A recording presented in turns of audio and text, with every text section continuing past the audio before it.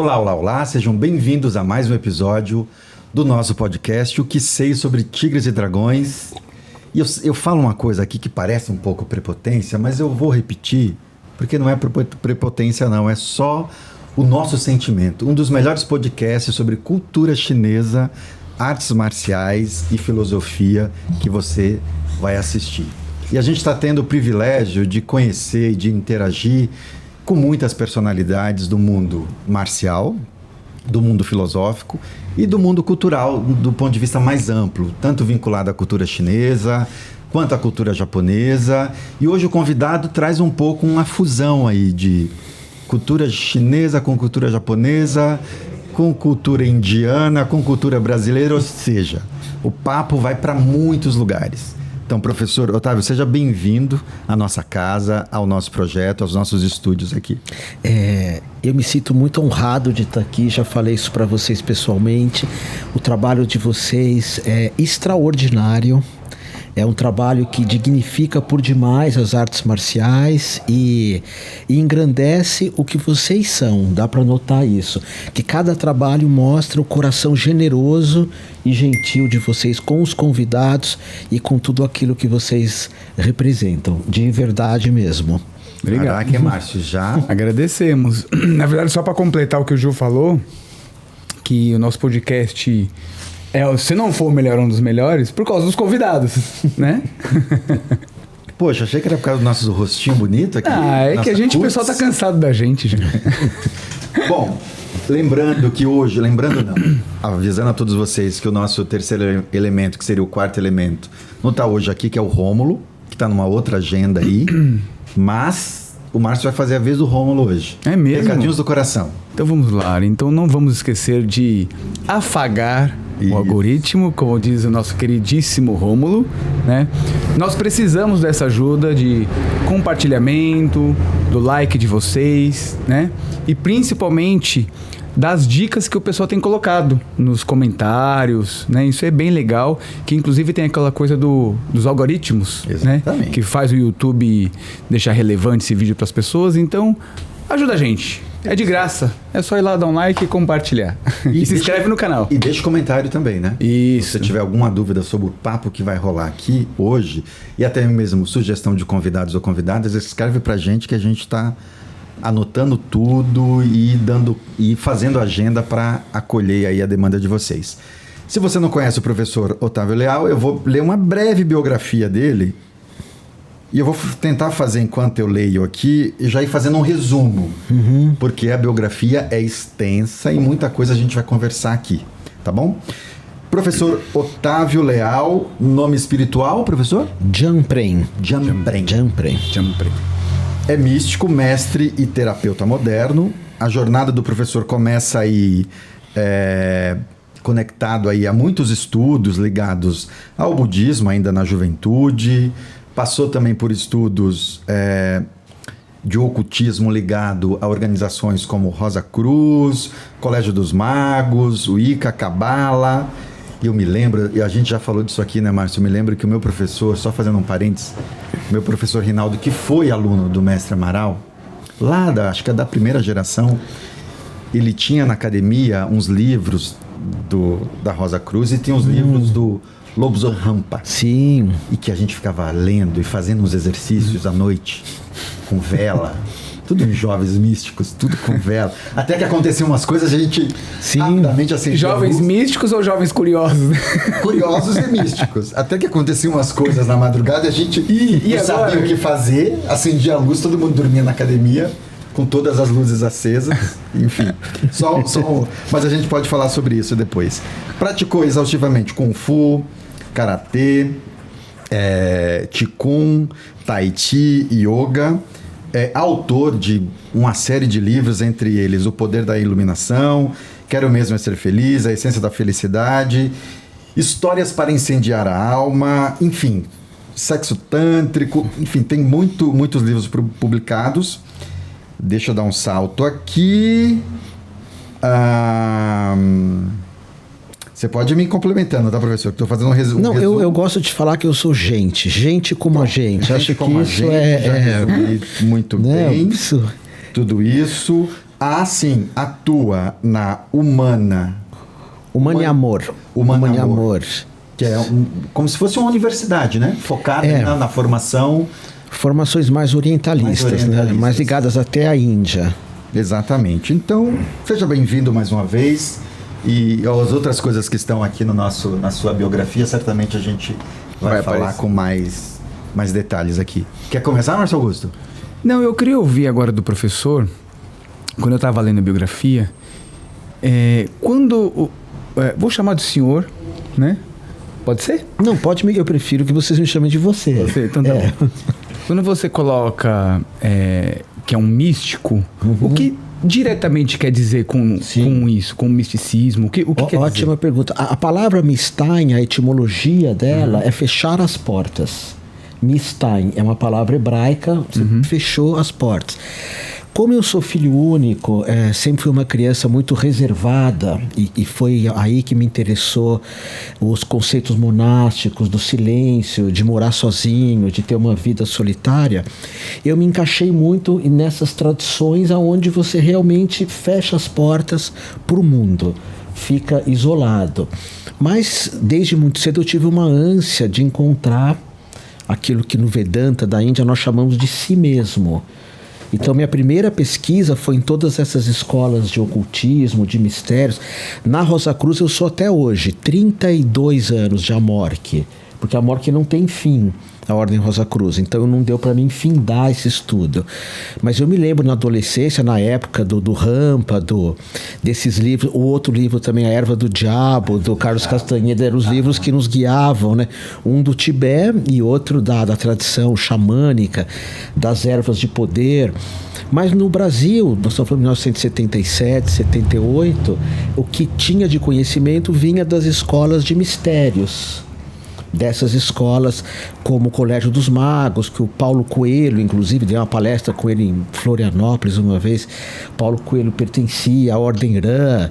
Então, eu enveredei por ordens herméticas, de cabala. E aí, com o tempo, eu comecei a estudar o que vocês tão bonito aqui ensinam, que é a espiritualidade do corpo.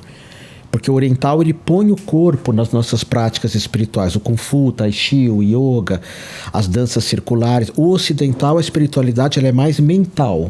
Então pensa nisso, imagina aquilo. As próprias ordens rosacrucianas trabalham muito com mentalismo. E professor, deixa eu só para também traçar uma narrativa meio que ligada a uma linha do tempo. O que veio primeiro na tua história enquanto gente? Foram as lutas, as artes marciais ou essa dimensão mais do mistério, do misticismo, do ocultismo, da espiritualidade? Que pergunta ali. Olha, meu apelido quando eu era criança era Macabra, porque eu gostava muito de Zé do Caixão, e vampiros, Dráculas, lobisomens. Então eu já tinha um pé nesse mundo oculto. Estou falando aí de 10, 11 anos de idade.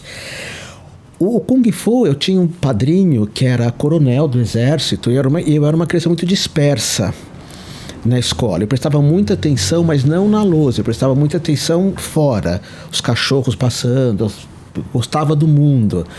E meu padrinho falou, eu vou te colocar nas artes marciais para você ter essa concentração. Mas nessa época eu era fascinado pelo Guai Shankane.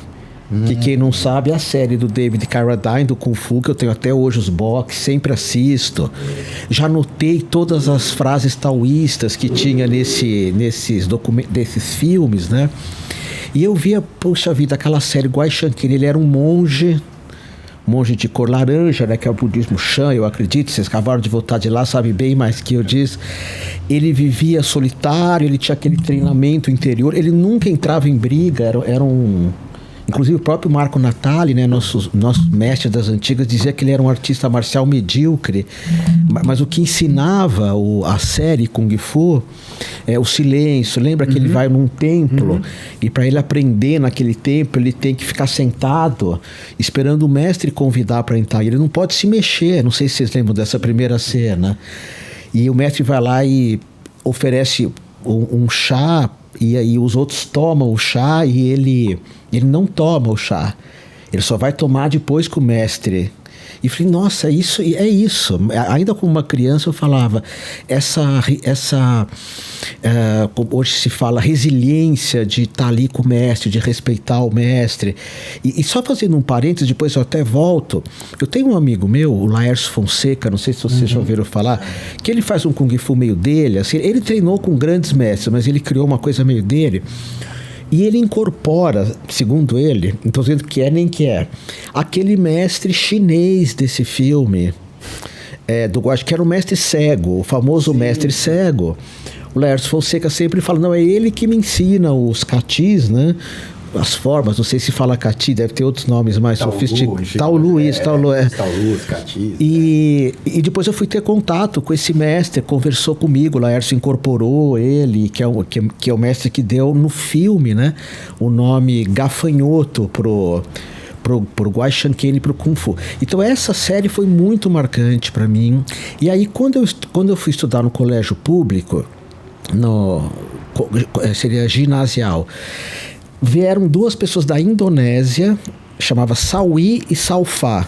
Ambos estão vivos, já escrevi agradecendo. E eles aprenderam um pouquinho de Kung Fu na Indonésia. A Indonésia teve uns problemas políticos, eles foram exilados e botaram eles nessa escola. Eles tinham, sei lá, 20 anos, todo mundo da escola tinha 14. E eles começavam a ensinar os movimentos, eles eram orientais, Salfa e Sawi. E esse Salfa agora ele faz parte de uma faculdade lá em Londrina, ele é um dos professores, um acadêmico de física, uma física nuclear. E ali eu comecei a praticar o Kung Fu, mas sempre ligado assim, eu quero essa parte espiritual, essa parte de meditação, essas questões do Qigong, da respiração, dele andando no arroz sem deixar as marcas, você lembra disso no filme? Uhum. Sem deixar os pés no chão, dele fazendo aquele movimento de pegar aquele negócio de bronze, né, fervendo. Tanto que eu tenho um tigre e um dragão tatuado aqui. Se vocês quiserem eu mostro. Que foram minhas primeiras tatuagens, né, porque era proibidíssimo tatuagem. Esse meu tio coronel quase quis me matar. E eu fiz o tigre e o dragão para representar quando ele segurando o caldeirão. Segurando o caldeirão. E eu queria fazer queimando na África mesmo a tatuagem. Eu queria fazer aquela de fritar. Mas aí minha loucura não chegava tanto. Mas foi as primeiras tatuagens que é a base desse programa lindo de vocês. Então que legal. Você, influenciado por esse personagem, na verdade, o meu entendimento aqui é que esse personagem do David Carradine te abriu para as duas coisas, né? Sim. Para a dimensão do corpo e também para essa dimensão filosófica e espiritual. Sim. Porque essa série trazia essas duas coisas. Trazia. Né? E aí, efetivamente, quando é que você começa uma prática marcial? Em que ano, com que idade? Assim? Tá. Bom, vocês sabem que quem escreveu foi o Bruce Lee, sim, né? Sim. Que escreveu essa que série. Ele seria monge, mas por uma questão, enfim. E tem muita coisa taoísta, né? Você sabe que eu falo muito de Tantra, tenho livros publicados de Tantra, e as pessoas falam, você é um Tantra. Eu falo, não, se me definirem, eu me considero um taoísta. Pela minha vida, que eu moro em cima de uma montanha, muito perto do mar, moro sozinho. O taoísmo sempre norteou a minha vida, mas fiz teologia cristã para poder dar aulas. Mas 51% desse corpo-mente é taoísta. Então ali é como se eu tivesse encontrado o meu caminho, ou não caminho, como se fala no Zen, no taoísmo, porque a gente não vai dar lugar nenhum, né? A gente procura para chegar em quem saiu para procurar. Agora, voltando para a questão eu comecei com esses dois, né? Eu posso falar, treinando no quintal de casa, mas esse meu tio, o Coronel Kiefer, que eu amava muito, padrinho, na verdade, ele me obrigou a fazer o Karatê Shorin-ryu. Do Shinzato. Sim. Então, Karatê... Não, naquela época tudo era. Ainda mais porque ele tinha 1,65m, que eu apanhava. Mas naquela época tudo era. Mas esse karatê, acho que sempre foi. Eu lembro que tinha aqui na Vergueiro. Aqui nós estamos no outro. Na Combate Esporte. Ah, sim. Eu assisti umas lutas ali. E assisti umas lutas também numa academia que tinha na Avenida Liberdade. Mas acho que você está confundindo com o Kyokushin também. Na Liberdade é o Kyokushin. Então não, Kyokushin. Não, o Shorin-ryu não era tão violento, mas é que naquela época, depois eu treinei o Shotokan com o Stanislavski, professor Stanislavski. Nossa, o Shotokan era bem com o fundador também da Companhia Atlética, esqueci o nome dele, Hélio alguma coisa. Mas o Shorin-ryu era um karatê, eu tive muita... Eu sempre falo que eu sou um professor nota 5, de tudo que eu ensino. Mas eu sempre tive mestres nota 10. No yoga, nas artes marciais. E quando eu fui treinar o Shorin, Akira era um samurai que o avião dele ele não se suicidou, que a guerra acabou uma semana antes. Era um piloto samurai, um kamikaze, aquele com o avião. E ele se sentiu meio desonrado. Até a gente acha muitas coisas dele no YouTube. E ele veio dar aula de Shorin aqui no Brasil. Começou em Santos, com o Shinzato, mas ele quis dar aula em São Paulo. E ele foi meu professor. Então eu tive aula com um cara assim que já tinha, entre aspas, morrido em vida. Um cara que desapegou. Um cara que cada dia era como se fosse uma nova vida. Porque ele já tinha feito um pacto de morrer na guerra. Ele era um cara que não falava, eu não lembro dele falando, nunca vi ele sorrindo, mas ele dava um karatê assim de raiz para mim. E eu subi muito rápido no Shorin, por quê? Porque eu não gostava muito de escola, e aí eu larguei a escola para ser recepcionista da academia dele, para trocar por aulas. Então eu treinava para treinar mais. Então eu treinava o dia inteiro. Eu tinha 16, 17 anos, Shorin. Mas aí o Kung Fu, essa parte espiritual, me levou um dia lá para... Foi aí que começou, ali para Rua Domingos de Moraes, que eu ouvi falar do Marco Natali, que tinha uma academia do lado também de uma academia de karatê que existe até hoje. Essa fase do karatê, professor, você tinha o quê? Uns 14, 15? Não, tinha uns 16, 17 já. E aí eu fui aí eu fazia karatê e Kung Fu. Inclusive quem fazia karatê, ela vai gostar, era a Rita Lee. A Rita Lee fazia karatê lá e a Monja Coen. Olha só. E a Rita Lee teve um caso com o professor de karatê. Ela fala isso no livro dela, para não ter problema. E depois a Monja Coen também teve um caso com o professor de karatê da Rita Lee. Então foi. Era uma comum, mas eu era bem novinho. E a Monja Coen nem era monja, nada disso. E então ali eu comecei o Kung Fu junto com o karatê. O karatê é essa questão mais dura, né? Mas não tinha espiritualidade, né? O Shorin era... Com o mestre Marco Natali, foi pelo Wing Chun ou foi pelo... Foi por um estilo chamado Shan Tao Chuan. Acho que até te mandei uma carteirinha, não mandei uma fotinho? Mandou. Eu tava com uma camisa do Grêmio, sei lá porque eu nem era gremista, né? Mas Shan Tao Chuan, ele tava dando essa aula lá era uma escadinha assim, subi morrendo de medo, né? Porque nessa época você chegava lá, primeira aula, combate. E eu não queria combate, eu queria a parte espiritual, a parte de meditação, de mexer com as armas, o nunchaku que a gente fazia, um nunchaku com cabo de vassoura e amarrava umas correntes de, sei lá do que, de coleira de cachorro, cortava e treinava, aquilo saía voando. E aí eu fui treinar só que quem dava aula já era o do urbano um pouco. E depois eu fui para outras academias também. Aí eu te conto depois do Paulo, que foi meu grande mestre de Kung Fu. E essa dimensão da espiritualidade, você encontrou... Demorou muito para você encontrar isso no Kung Fu? Porque tinha o combate muito forte. Eu fugia. E quando é que esse encontro se dá? Modéstia à parte, no combate eu era muito bom, porque como eu sou pequenininho, ninguém me pegava. E tinha um professor de karatê que ele falava, vem, eu ficava... Porque, imagina, não tinha naquela época tamanho e peso. Uhum. Eu participei de um combate de karatê lá em Praia Grande. Quando eu olhei para a pessoa, eu falei, não é possível que eu vou lutar com essa pessoa. Como é que eu vou chegar perto dele? Porque no karatê você tem que chegar perto para marcar o golpe, né? Não, eu sempre fui buscar isso. Então, eu acho que, primeiro que é muito lindo ver que vocês dois treinam. Eu falo muito para quem é jovem, não desista. É fácil treinar com 15, 20, 25. Eu quero ver se ir até os 60. Eu ainda faço hoje Kung Fu.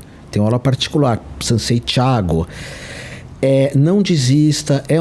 Eu tive grandes experiências assim metafísicas, né, espirituais com o Kung Fu, que a gente chama de pequena iluminação. Você já deve ter tido um monte também no Tai Chi. Eu tenho uma rotina de Tai Chi que vocês têm. Todo dia acordo, vou pra praia, todo dia mesmo.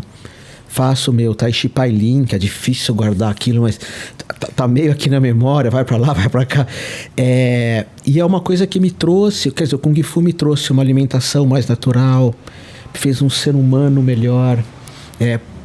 Para a minha idade, eu sinto que eu tenho uma flexibilidade boa, tenho uma saúde muito legal. Nossa, me trouxe muitas bênçãos mesmo. O Kung Fu e o Karatê, só que o Karatê me trouxe mais a disciplina, que eu era muito indisciplinado. Então, chegar na hora, você não pode abrir a boca, nossa, você não pode... Um dia o professor Stanislavski falou para mim, o senhor tá vindo muito pouco na aula. Eu falei, não, minha mãe ficou doente, minha mãe mora em Brasília. Eu tive que visitar minha mãe. Lembro até hoje, ele falou, o senhor tem que decidir entre o Karatê ou tua mãe. Eu falei, uau. Aí eu falei, mas eu gosto disso.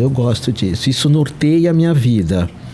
Foi importante... né? Foi importante falar isso, assim, e depois esse professor Stanislavski um dia falou, é melhor você não treinar mais Shotokan. E ele foi muito lindo, porque tem um movimento do Karatê que você... Bem básico, da faixa, acho que laranja esse, né? Que é o segundo kata. E eu fazia assim. E no Karatê você não dá a volta, é direto. Sim. E ele falou, teu corpo é do Kung Fu. Não adianta você insistir no Karatê. Teu corpo é totalmente do Kung Fu. Tudo seu é circular. Então, a hora que o senhor decidiu, o senhor volta. Mandou embora. Aqui da Associação Moema de Karatê, ali na Avenida Imarés. Simplesmente mandou embora. E aí você foi? Fui.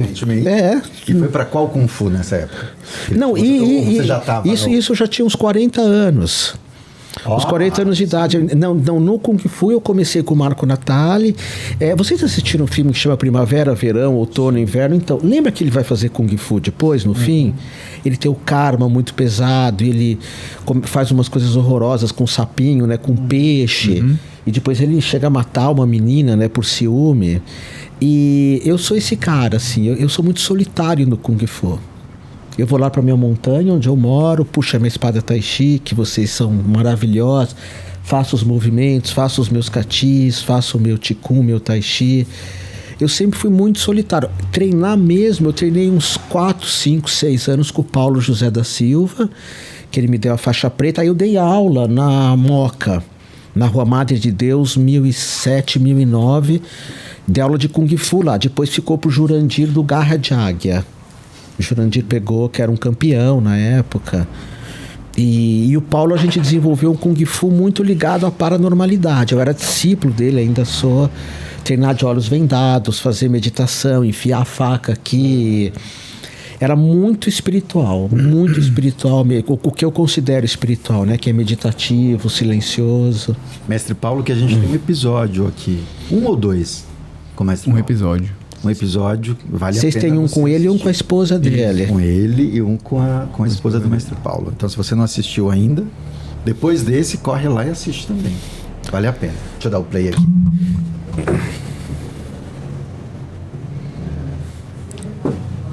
E professor, então de experiências com as lutas, teve esse início com o Karatê, depois Mestre Marco Natali, depois Mestre Paulo José da Silva, mas tem um outro estilo de Karatê também que o senhor praticou, não? Eu pratiquei Goju Ryu, que é com o Sensei Pedro Wishi, que é maravilhoso. Ele é um senhor hoje, ele dá aula, ele é bem senhor, um dos primeiros, assim, professores de Karatê. Hoje ele é presidente de algumas federações, mas treinei muito pouco porque veio a pandemia.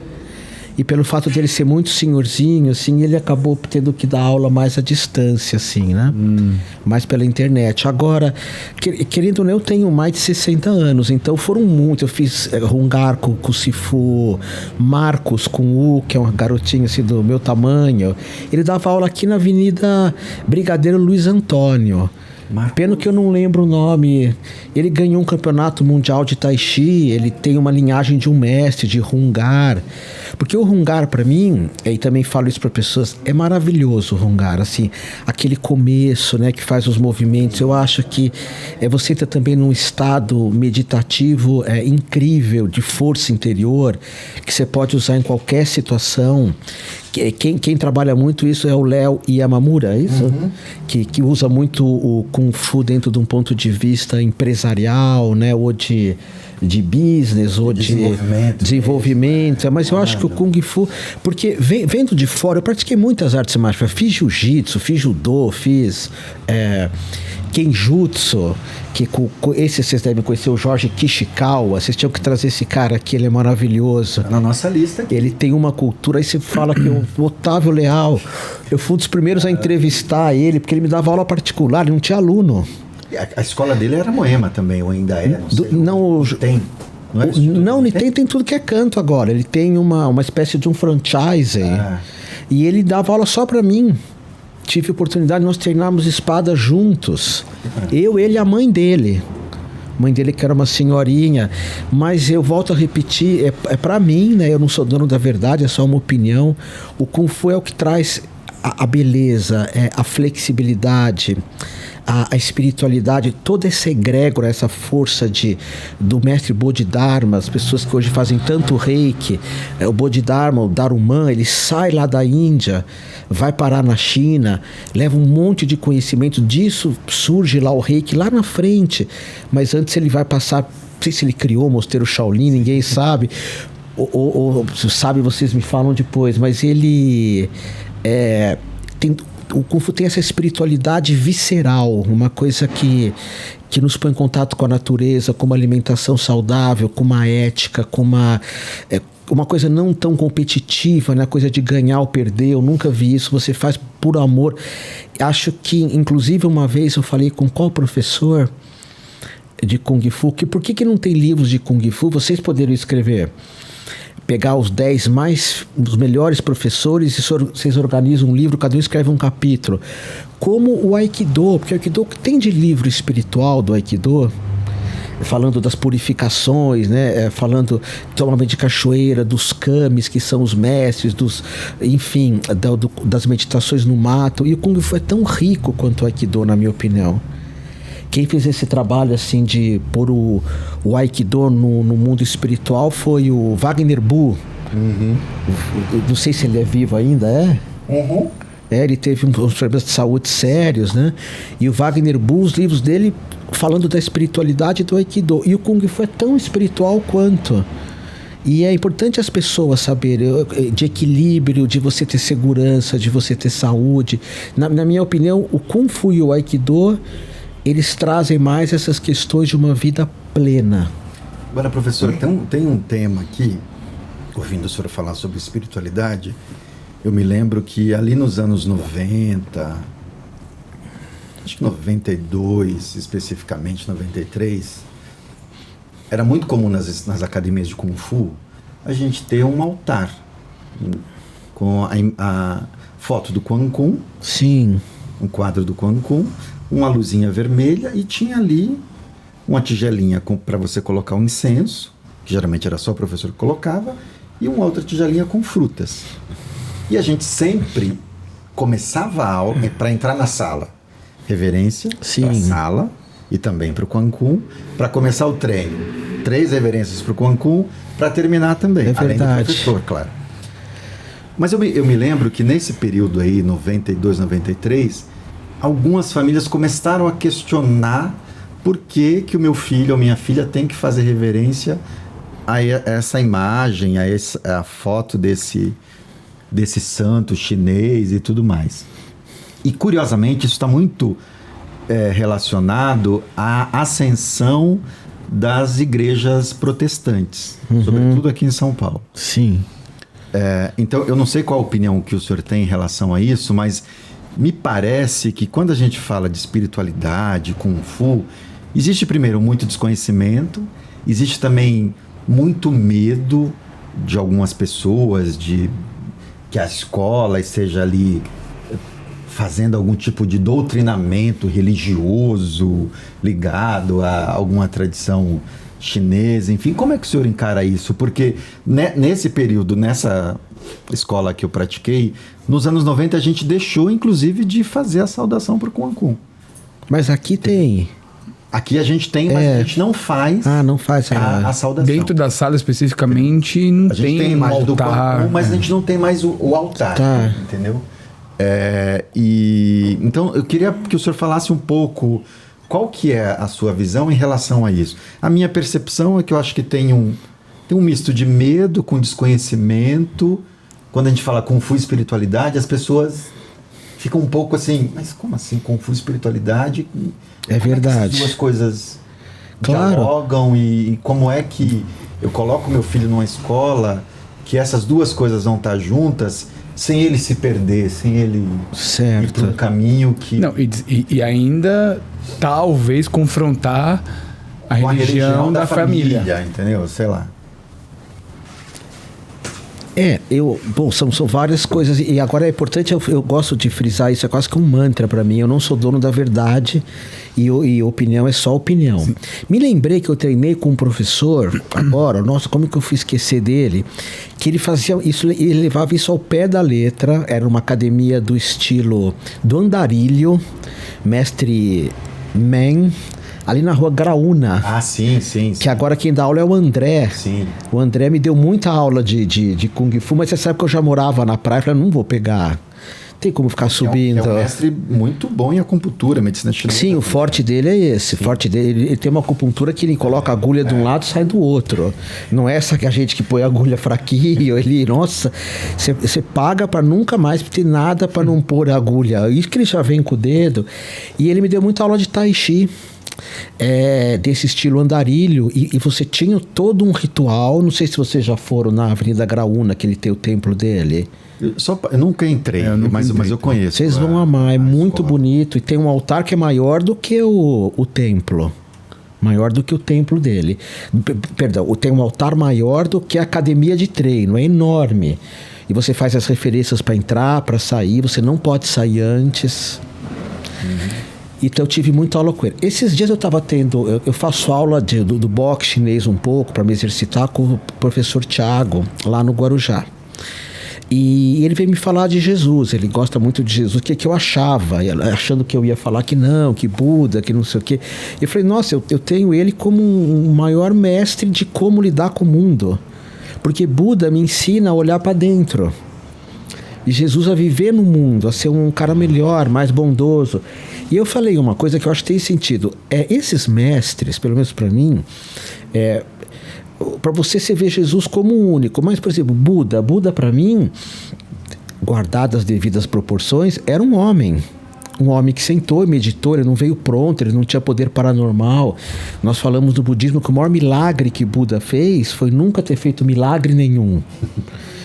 O Buda era uma pessoa que ele, quando comia, quando dormia, quando andava, ele dizia isso. Aí o meu professor de Kung Fu, que vai ver essa aula depois, ele falou, nossa, mudou completamente a minha visão. Então, quando vocês colocam essas pessoas no altar, talvez as pessoas que gostam de Jesus ou de Buda tenham que entender que foram pessoas mesmo, né? Que a gente está referenciando os nossos professores de Kung Fu, ou não, porque na verdade vocês falam de alguns nomes, eu não tenho essa cultura que vocês têm.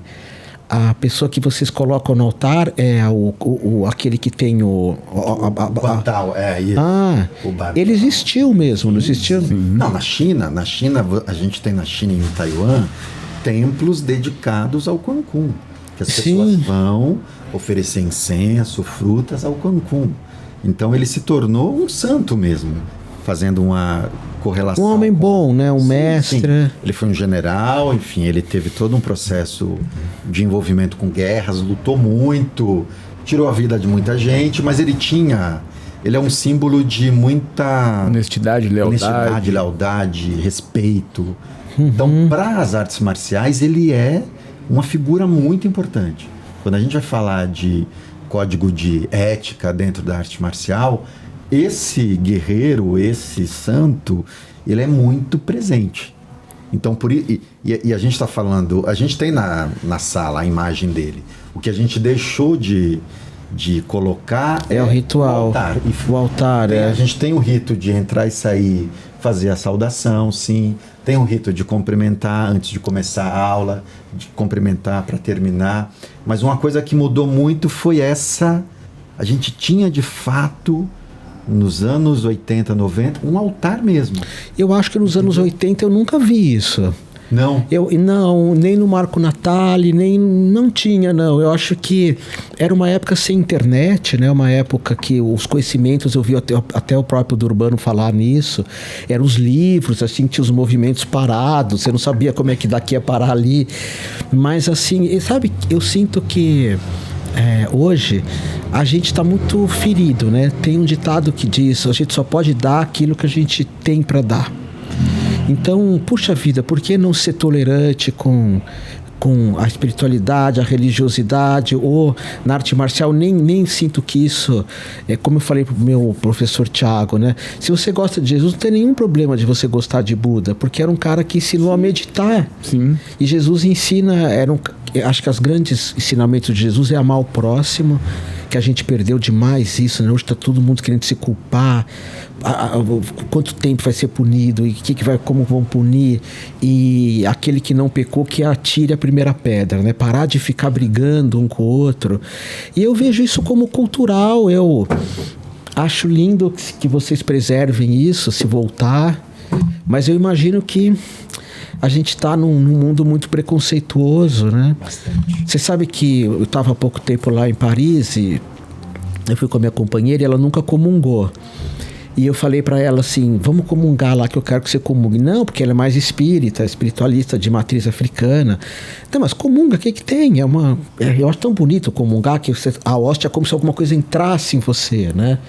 A gente foi numa igreja lá, ela falou, então eu vou comungar aqui. Eu falei, não.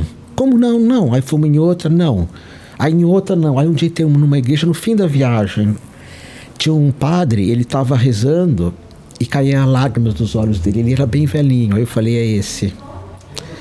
Porque vinha de dentro. Uhum. E ela é de matriz africana, mas o que tem? Experimentar aquela fé, né? Eu vivi muitas espiritualidades, né? Tive várias iniciações. Eu não me incomodo de entrar numa igreja ou num centro de candomblé ou de umbanda, e eu vou respeitar, e acho que isso é o mínimo que a gente pode fazer, e perder uma coisa tão linda como Kung Fu por qualquer outra coisa. Agora, cada um tem o seu puritanismo, né, digamos. Uma coisa que me incomoda muito, pra você ver, cada um tem uma loucura. A minha é por propaganda em Efu. Vocês falam Efu? Sim, sim. Ou em kimono, assim. Isso eu tô tentando acostumar ainda, sabe? Porque eu acho isso uma coisa tão sagrada, o hábito, né? Como esse daqui, já pensou? Eu vi Pirelli aqui escrito, o Facebook.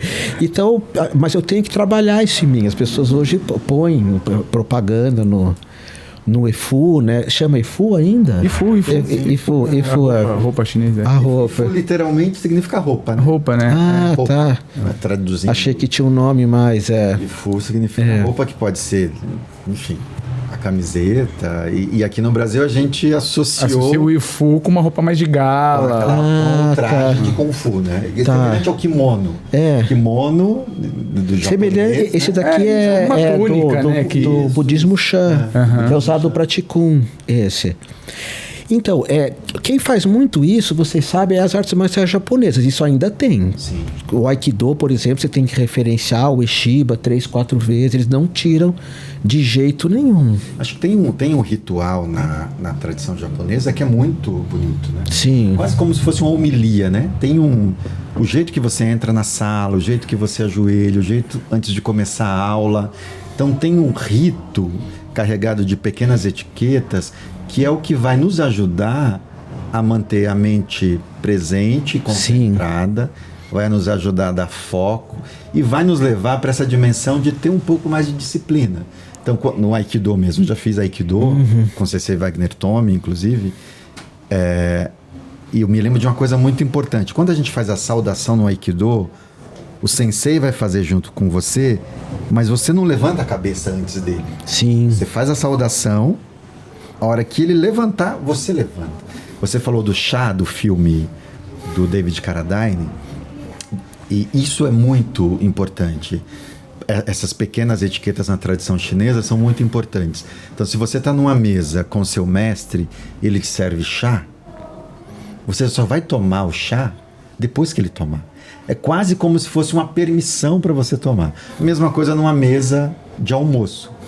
Tem lá 20 pessoas almoçando, 10 pessoas, todo mundo vai se servir. Quer dizer, a gente só vai se servir depois que o mestre ou o patriarca lá, ou a pessoa mais velha se servir. Mas são coisas muito pequenininhas, assim. Mas é isso que dá sustentação para essa dimensão tradicional, e é isso que sustenta um pouco essa ideia de respeito com quem veio antes da gente. Que é algo que as artes marciais ainda, até hoje, a gente preserva, né? Sim. Então, se você é um irmão mais novo de treino, uma irmã mais nova, você precisa se referenciar para quem veio antes de você. Sim. Então, essa ideia, digamos assim, de hierarquia, ela é muito importante. E isso vai dando para nossa mente, para o nosso corpo, para o nosso espírito, uma noção de respeito, cortesia. Sim.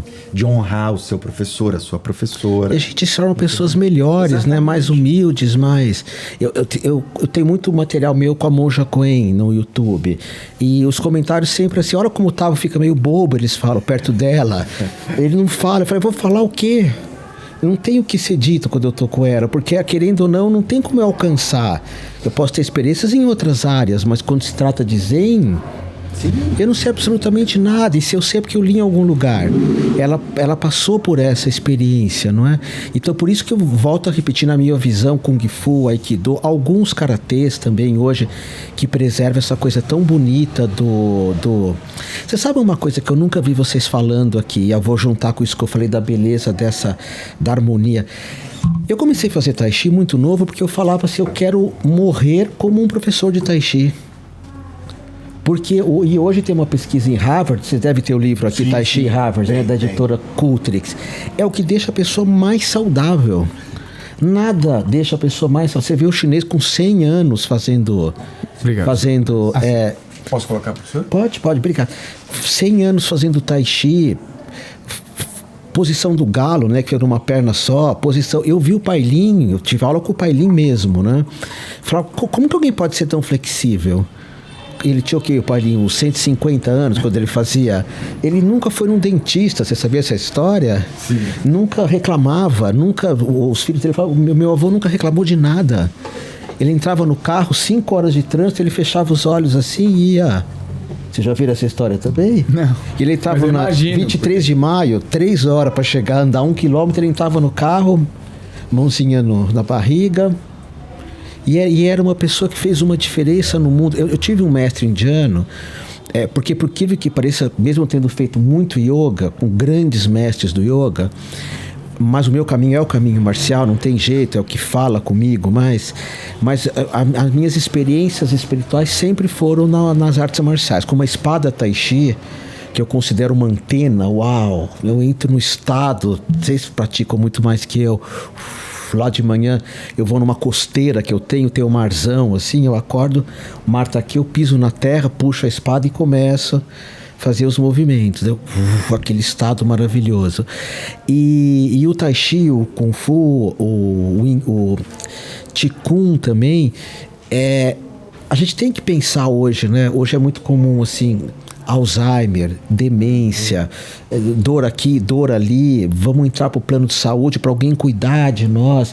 E também aí de novo eu vejo o Kung Fu e o Tai Chi como os mais saudáveis. E aí eu faço uma pequena crítica, quem sou eu, a algumas práticas de Aikido. Porque muitas pessoas de idade no Aikido, o Aikido de raiz não, mas alguns que vieram depois, as pessoas se machucam muito. Eu tive um grande mestre de Aikido, Léo Heisler, incrível. E ele, depois de um tempo, não podia fazer mais por causa do joelho. Porque o Aikido, se você não treina com um grande mestre, você machuca, né? E o Kung Fu, o Tai Chi, ele traz essa experiência de saúde, de vitalidade. O yoga é você ser feliz. O Tai Chi é você ter saúde com longevidade. E saber lidar com a velhice. Porque... hoje, se eu falar para você, eu sou feliz, vocês falam para mim, não, você não é normal. Não, sou normal, não, você tem que ter depressão, ansiedade. Não, não tenho nenhuma nem outra. Mas como assim? Porque é tão comum, a gente no Japão chama sanpaku. Já viram esse termo? Não. Sanpaku é a pessoa que não tem vitalidade, perdeu o ki, perdeu o chi. Então ela já não pulsa mais, né? Seria o orgone do Reich aqui. Na Índia seria a Kundalini, o prana.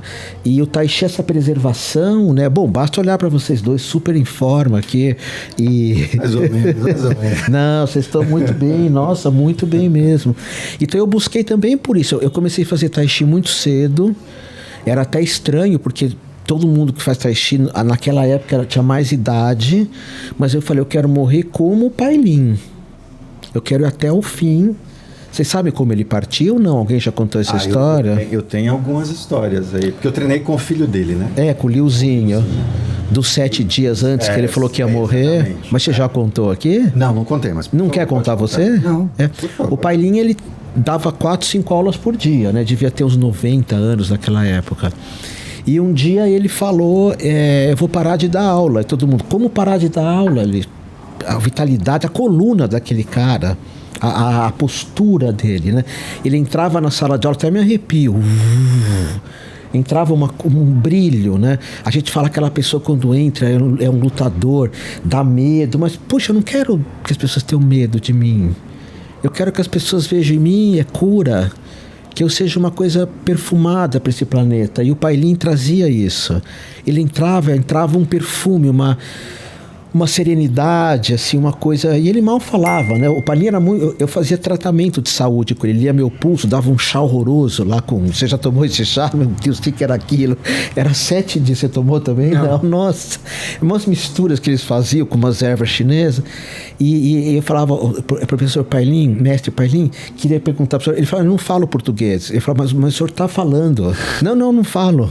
Porque ele não queria falar com ninguém. Era a energia dele que vinha... Tudo ele falava chinês, quando ele queria ele falava português. E aí ele ficou 7 dias sem dar aula, e aí encontraram ele na cama, conta-se, né? Sentado, com as mãos na barriga, morto. Ele morreu meditando, foi essa história que você ouviu? Nossa, é isso que eu quero. E eu escutei essa história com um adicional que foi antes dele partir. Ele disse. Ele chegou a falar. Estou indo, enfim. Ele falava que ele não conseguia mais manter o Ki, que o Ki dele estava indo embora, estava se fundindo ao grande Tao, e que ele ia permitir que se fundir, né? Porque no taoísmo você não morre, né? Essa vantagem, por exemplo, no budismo você medita porque você é um iluminado. Na Índia você medita para se iluminar, no budismo você já é. E no Tao é a questão da imortalidade, né? Que eu trouxe esse livro aqui para vocês, quase que eu não trago, mas vocês merecem. Opa. Que é Os Mestres do Tao, um livro que vai falar os mestres taoístas de Kung Fu, de Tai Chi, não morrem, eles se fundem ao universo, né? Tem uma passagem no filme, uma obra que eu gosto muito, que é inclusive essa aqui, a obra que fala do Rei Macaco. Que conta a história desse macaco que acompanha um monge chinês que vai à Índia buscar as escrituras do budismo e etc, enfim. E é uma saga, né? É uma coisa cheia de aventuras, cheia de dimensões místicas e espirituais, porque acontece de tudo nessa jornada. Tem um filme, desculpa? Tem um filme. Eu já ouvi falar, mas não vi ainda. Eu acho que tem episódio 1 e 2 no Netflix. Tá. Mas não está completo, tá parte 1 e parte 2. Tem uma animação também. Vou procurar. Vale muito a pena, é muito, muito bonito. Mas tem um determinado momento do filme que o monge é amaldiçoado e tudo mais, e ele vai morrendo, tá morrendo ali aos poucos. E o macaco, como é discípulo dele, pede, não, mestre, não vá. Fique aqui, lute. E ele olha para o macaco e fala, eu vou voltar e eu quero te reencontrar. E a gente vai se reencontrar. Isso eu acho tão profundo e tão bonito, porque isso revela o poder e a fé que essas religiões orientais têm. É como se a gente estivesse aqui, você estivesse indo embora, você olhasse para mim e falasse, eu vou voltar e a gente vai se encontrar. Fica tranquilo, não sofra, eu vou te encontrar. E aí, de alguma maneira, quando você contou do mestre Pailin, eu lembrei disso, porque, de fato, o corpo físico se mistura, se funde à terra, mas a presença dele é muito forte aqui, até hoje, entre a gente. Nossa, em mim... Quando eu vou lá no Liozinho, tem um altar, tem uma sala dedicada à memória dele, e você entra lá, é quase como se você sentisse que ele está ali.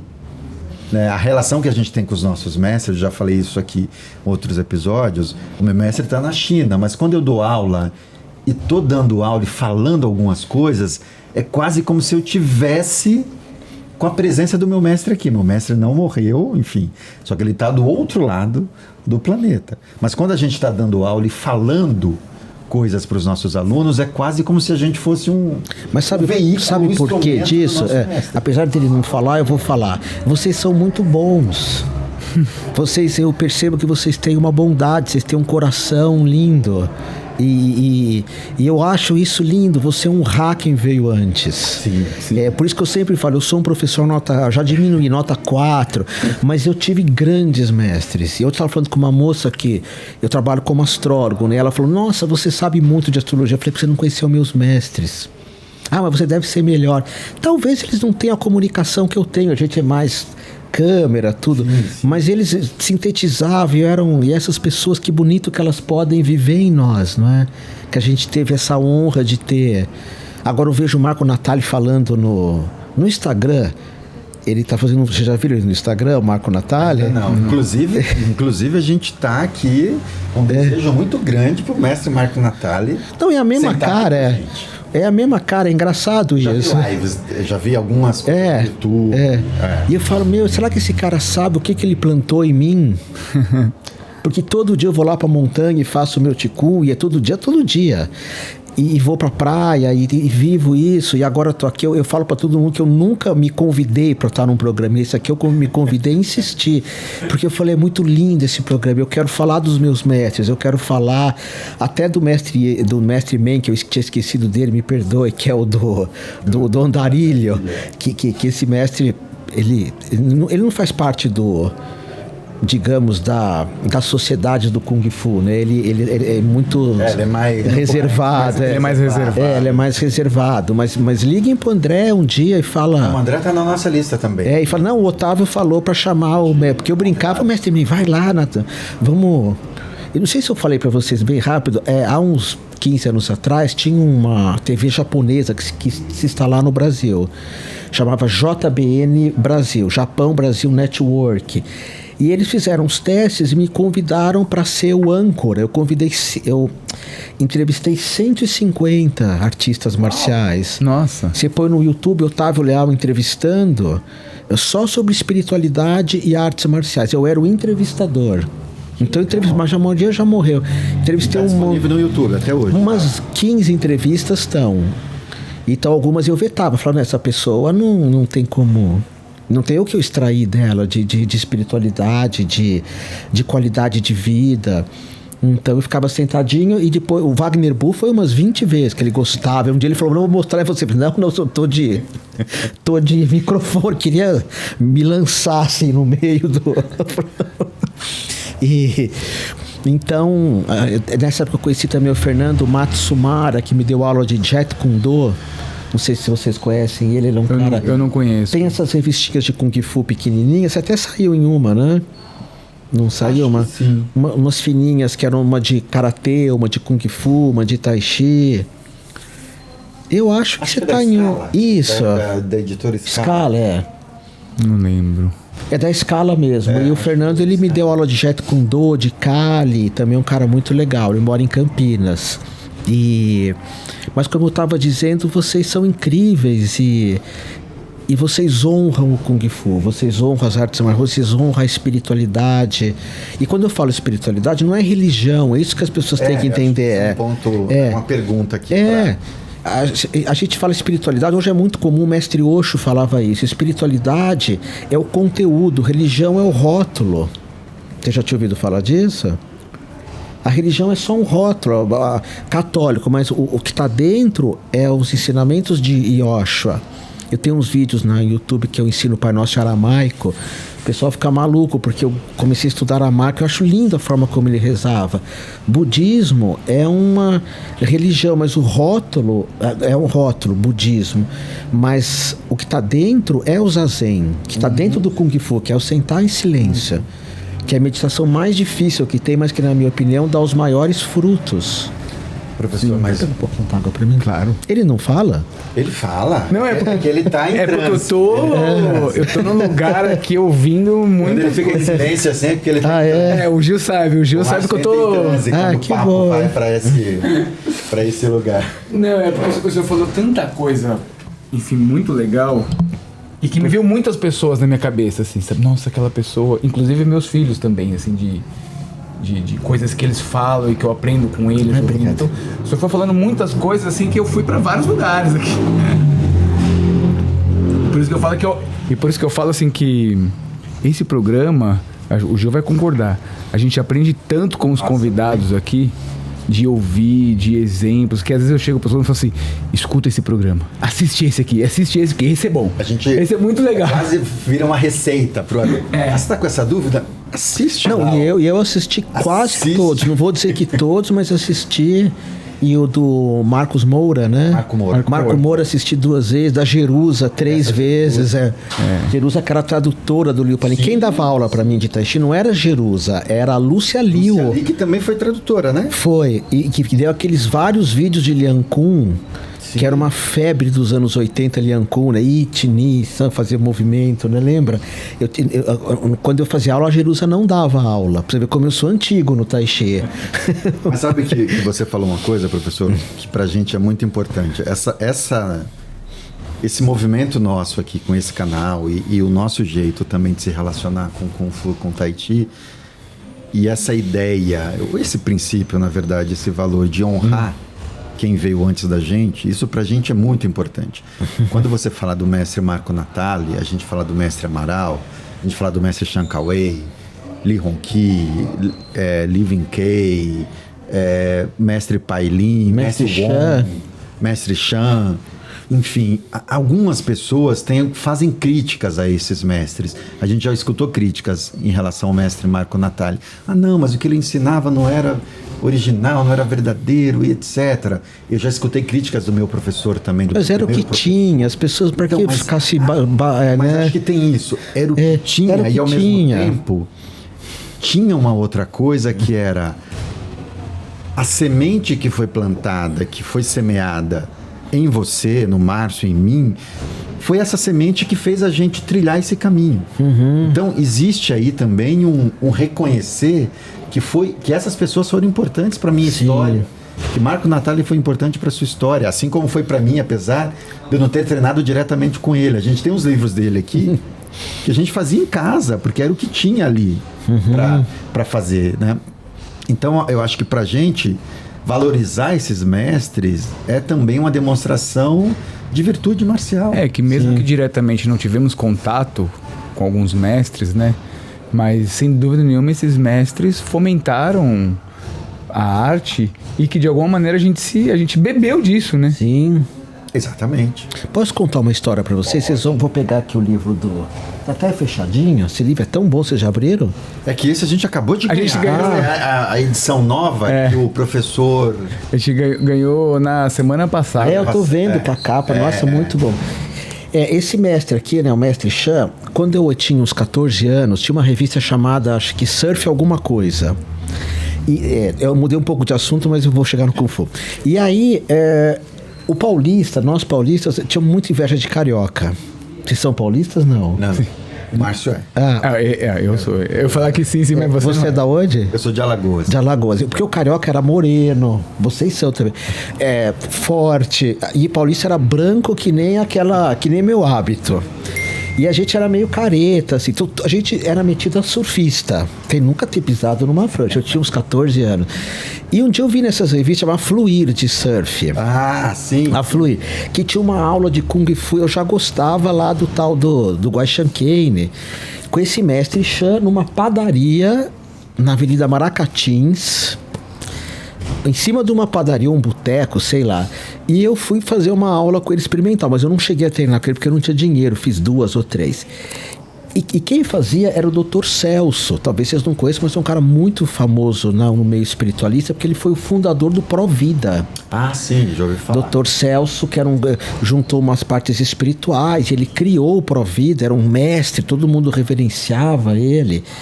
E eu fui treinar, aquele é o Dr. Celso. O Dr. Celso gostou de mim, falou, vou te dar uma bolsa numa escola que eu vou criar. As aulas no Provida eram em cima da padaria. E eu olhei pro Dr. Celso, aquele cara que sabia tudo, olhei pra esse cara e falei, é esse, meu mestre. É esse. Porque o Dr. Celso sabia tudo, era um cultista, era todo... Mas esse era o cara que eu queria ser. Ele era novinho, esse aqui. Ele tinha umas pulseiras, era engraçado ele. Ele era meio vaidoso, assim, né? No bom sentido. E tanto que aqui ele tá com uns tênis Nike, fazendo tai chi, acho tão bonitinho, vocês vão ver depois. Então ele também foi importante, porque ali eu falei Oriente, Ocidente, é ele. Eu era uma criança, mas eu falei, esse cara E depois queria falar só, mas isso também que eu acho que é legal ter o público, sabe? Essa coisa do Laércio Fonseca, que incorpora esse mestre. Segundo ele, esse mestre, eu acho que ele pode pegar alguma coisa do registro acástico, sabe? Uma informação que tá aí no... E o mestre, que era o mestre cego, veio falar também pra mim... falou pro Laércio falar pra mim que eu respeito essa arte, tudo isso. Aquele mestre que tem uma passagem no filme Kung Fu que ele fala pro Guai Shankane, você tá ouvindo o gafanhoto? E o Guai Shankane enxerga, o mestre é cego. E o mestre cego fala, você tá ouvindo o gafanhoto? E ele fala, não tô ouvindo. Ele fala, tá aí embaixo de você. E o discípulo olha e fala pro mestre, como que você vê? Você é cego, você lembra o que ele responde? Não. E como você não vê? E como você não vê? E eu fiquei muito feliz quando o Laércio falou que esse cara dava aula para ele é que o Laércio treinou com os mestres, assim, bem da minha época, mas depois ele criou um Kung Fu livre, sabe o que é isso?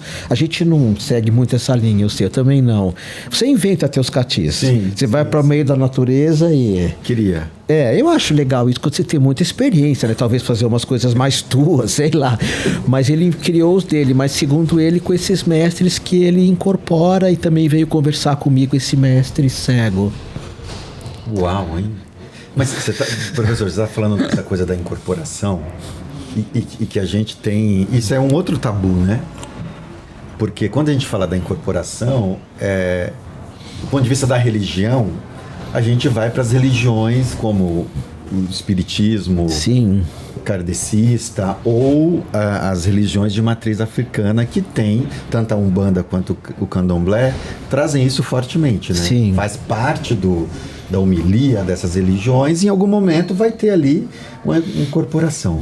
Porém, a gente sabe também que algumas religiões chinesas têm incorporação presente. No taoísmo tem. Eu não tenho informação se no budismo tem. Tem. E o shintoísmo, já ouviu falar do Shinto?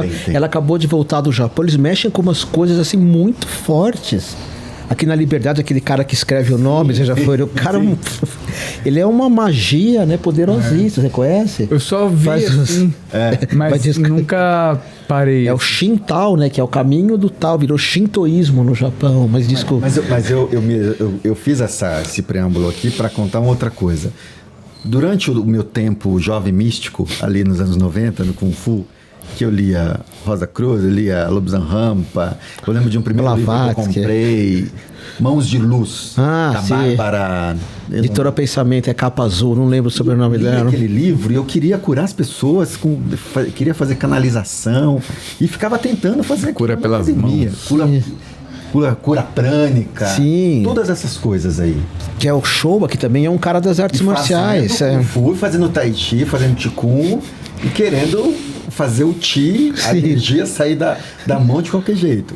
Então tinha essa curiosidade, tinha essa disponibilidade para experimentar, e ao mesmo tempo tinha as religiões, tanto o budismo quanto o taoísmo, presente na academia. E depois veio o espiritismo, veio a Umbanda e tudo mais. E aí, jovem, eu ia participando disso tudo. Mas eu me lembro que em um determinado momento, antes de começar a execução de um cati, de um taulu, eu comecei a viajar assim, eu falei, caracas, aquele cara tá fazendo ali, parece que ele tá incorporado, parece que ele é um tigre. Você... Eu olhando algumas pessoas. Nossa, eu acho isso lindo demais. E aí depois eu comecei a pensar, mas é isso mesmo, porque a gente, antes de começar, você para, respira, faz tudo aquilo meio num estado de transe, e depois você termina meio que voltando ao que você era. Sim. Então, por várias vezes naqueles anos ali, eu fiquei viajando nisso e fiquei tentando fazer os meus catis na época, meio que nessa toada de é um momento que eu vou manifestar a minha conexão com o sagrado. Mas é isso mesmo, fazendo aquele... Na época a gente fazia leopardo, Nossa, fazia garça, o tigre mesmo. Sim. Eu fazia o estilo da águia, né? Tá. Então tinha essa coisa de por meio da movimentação, você de alguma maneira manifestar uma incorporação ali, né? Mas é isso mesmo. Isso é um xamanismo. Porque o xamanismo, você evoca um animal de poder, já escutou falar? Sim. E quando eu mexo com isso, eu falo, pessoal, não fiquem pensando no animal de poder. Quando eu dirijo algum grupo, penso que eu sou... Deixa teu corpo dançar como uma águia. Deixa teu corpo virar um tigre. Deixa teu corpo... Você se torna a própria natureza. E isso é lindo porque você deixa o ego de lado. Porque para você ser outra coisa, a gente tem que deixar o euzinho, né? O eu pequenininho. E é isso que eu quis dizer. Você foi brilhante. Que isso tem no Aikido e tem muito no Kung Fu. Essa questão dessa espiritualidade, não como um rótulo, mas dessas experiências. Agora eu sou uma águia, agora eu voo, agora eu... Incrível mesmo. Também na biografia do senhor, o senhor coloca como terapeuta moderno. Queria também entender mais sobre esse termo, do moderno. Porque você falou de tantas coisas tão antigas, né? Sim. Assim, ensinamentos antigos. Eu sou um terapeuta moderno das antigas. Mas terapeuta moderno, como que... É que, por exemplo, eu gosto muito, primeiro, da visão da palavra terapeuta, né? Eu acho incrível essa palavra, ela vem de teraf, que tem muita relação com Tai Chi, Kung Fu. Teraf é um termo aramaico, que significa saber quem eu sou e cuidar do outro. Teraf. Jesus, aquela parte do evangelho de Tomé, que é o evangelho que não foi mexido, maravilhoso. Tem uma hora que ele fala, quando andar por terras estranhas, cure os que estiverem feridos, pois o mal não é o que entra, é o que sai da boca do homem. Ele propõe que a gente saia por aí, como no filme Kung Fu, que eu adorava isso, quando ele sai do mosteiro. Que ele ficou aprendendo, agora é hora dele levar isso para o mundo. O que é um terapeuta moderno? Quando eu usei esse nome é porque eu misturo um monte de coisas. Eu tinha uma escola muito grande de terapia, hoje ela já não é mais minha. Então era uma escola que tinha yoga, tantra, reiki, mas eu sou um cara das antigas. E talvez moderno porque eu sou psicanalista, eu gosto de Jung, até de Freud eu gosto. Acho que teve umas ideias incríveis, assim. Eu gosto de tudo, na verdade. Não tem nada que eu possa dizer, isso não serve para nada. A não ser drogas, quem é jovem, isso não serve para nada. Droga, açúcar demais, carboidrato demais, avareza demais, mesquinhez demais, egoísmo demais. Então, é por isso que eu uso o termo, mas eu gosto de tudo que vem do passado, que já existe um embasamento. Inclusive, você que faz Qigong, até falei com ela outro dia, hoje tem umas coisas de magnetismo, não sei se você já viu, que é um pessoal que aquilo é bizarro, na minha opinião. Eu não quero ser crítico, mas quem é das artes marciais, eu acho um absurdo você invadir a aura dos outros, assim, e você não tem uma preparação incrível para chegar no outro. Então, nesse ponto, eu sou um terapeuta, ela até fala que eu sou um terapeuta meio careta, mas, assim, que eu gosto das tradições, assim, quando moderniza demais, não é comigo. Deixa eu falar uma coisa aqui, o professor está falando ela, é porque a gente tem plateia hoje aqui, tá? Não é ela uma entidade, não sim, é ela uma entidade, uma entidade manifestada que está aqui assistindo a gravação. E tem mais gente lá embaixo também, tem né? mais gente lá embaixo. E deve ter um monte de... Sim. Né? Ah, sim, um monte de seres aqui. Imagina que eu tive contato com esse mestre Shaolin, que era cego, que é o cara que me inspirou a assistir o filme, a fazer as tatuagens. Imagina vocês. O que vocês devem ter de mentores que estão falando, uau, esses dois meninos estão fazendo isso muito bem feito. Mas o Gil tem um pessoal que visita ele. Né? Mas também tem. Eu imagino o Gil que tem um pessoal que visita. Imagino não, tenho certeza. E essa egrégora chinesa, japonesa, é incrível, né? Eu, como estou muito com a Coen também, nossa, eu vejo muita coisa. Não de ver, não tenho essas visões, mas de perceber quanta coisa está atrás dela, né? E eu falo dela porque ela é muito conhecida, né? Tem a monja Sinceridade também, acho que ela que cuida do mosteiro lá de Cotia. Bom, tem vários monges, né? E vocês têm muitas coisas por detrás de vocês, né? Quando vocês partirem daqui, vão levar vocês para um outro. Muito bom. Uau, que papo, hein? Acho que eu faria mais um monte de pergunta aqui. Talvez a gente tenha que fazer um episódio 2 aí com o professor.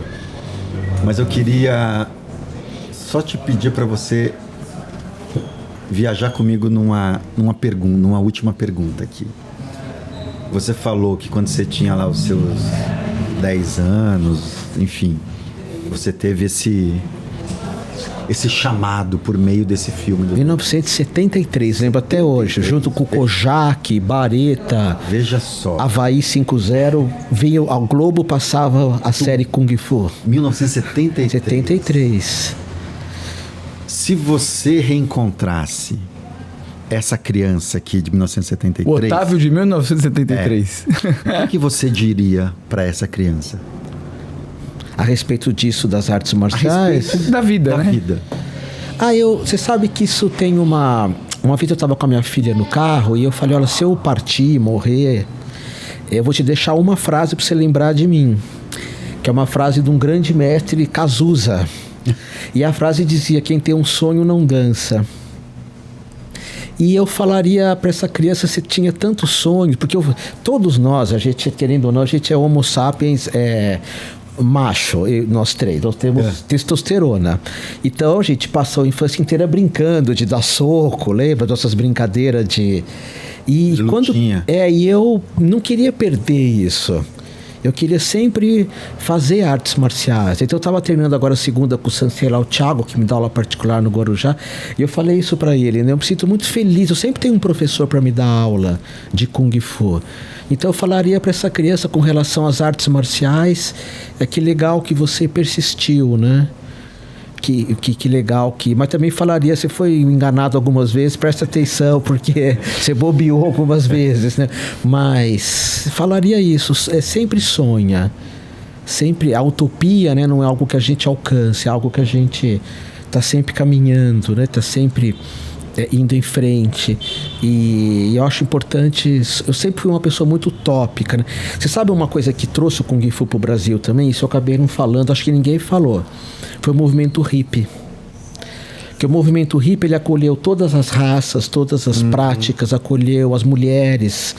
As mulheres podiam tomar pílula anticoncepcional, serem livres, trouxe o tanto e trouxe também o orientalismo. E eu me considero um hippie. Minha filha fala, pai, você é um hippie meio sofisticado, né? Eu falei, lógico, também não tô mais. Tem mais como dormir no chão. Mas eu sempre ouvi que do Paulo Coelho, do Raul, né? Viva a sociedade alternativa. E eu sempre acreditei que eu gosto da sociedade alternativa. Eu acho que ela nunca pode morrer em mim. Eu falaria para essa criança, viva de uma forma alternativa. Muito bom, muito bom. Márcio Augusto? Nossa, ótimo. Você me levou para vários lugares. Pra Nárnia aí? Me levou para muitos lugares, que aí... Por isso que a gente vai ter que ter uma parte 2, né? Uma parte 2. Não, eu acho que queria agradecer mesmo, porque atualmente o senhor não mora em São Paulo, né? Moro no Guarujá, mas eu venho dar aula todo sábado e domingo aqui. Todo sábado e domingo. Mas eu só venho pra cá de novo, vocês param de me chamar de senhor. Mas eu venho todo sábado. Não, mas não custa nada. Que como eu falei, esse foi o único programa que eu liguei, quero estar aqui para falar dessas histórias dos meus mestres. Não para falar de mim, né? Mas para representar e representar essa academia que eu tô aqui, é maravilhosa. Aqui é Santa Cecília, né? Que é perto do centro, na minha cabeça.